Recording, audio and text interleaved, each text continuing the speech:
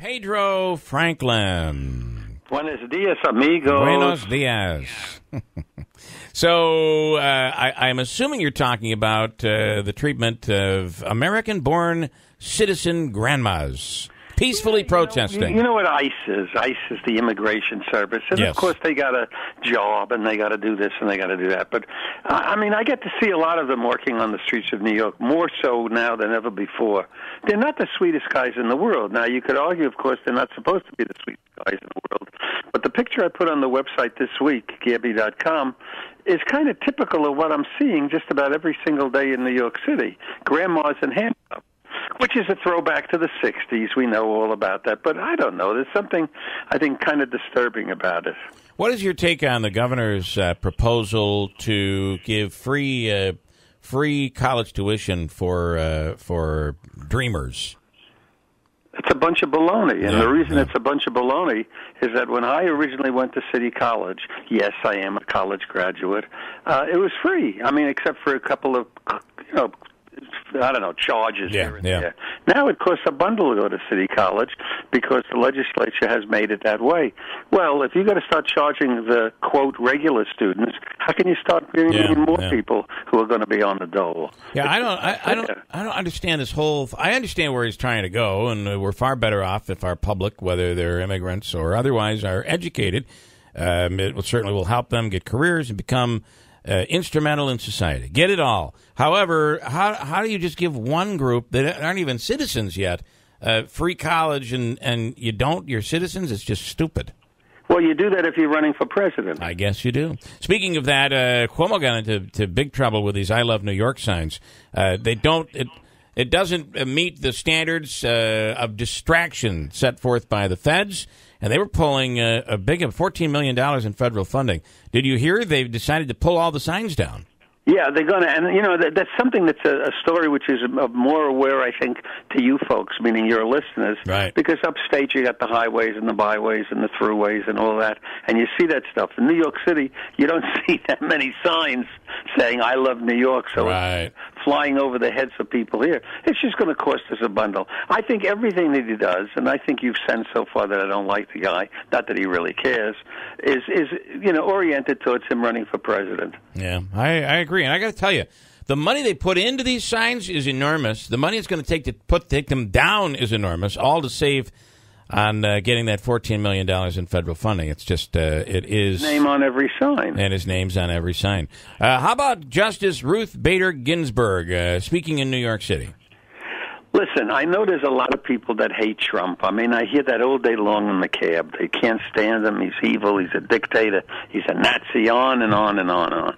But the fact of the matter is the guy is president of the United States, and I think she should have showed up at the State of the Union, and I think the congressman who didn't even bother to clap, as he's now obviously burned up about, they're not only just attacking the guy, they're attacking the institution, which I know is a little bit of a cop-out. But the fact of the matter is she should have showed up. That was an unnecessary snub on her part.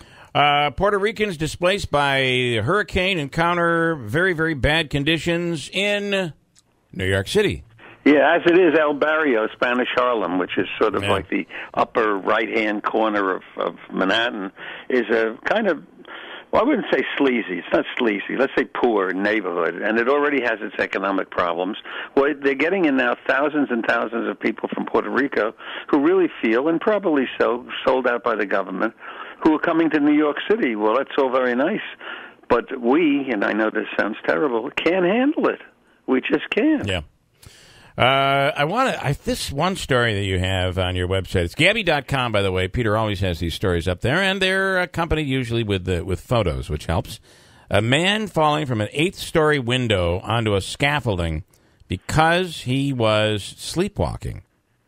Right? And he lived. That's the angle on the whole story. Yeah. When I first heard about it and people were talking about it in the cab, I thought, no, the guy fell off the porch.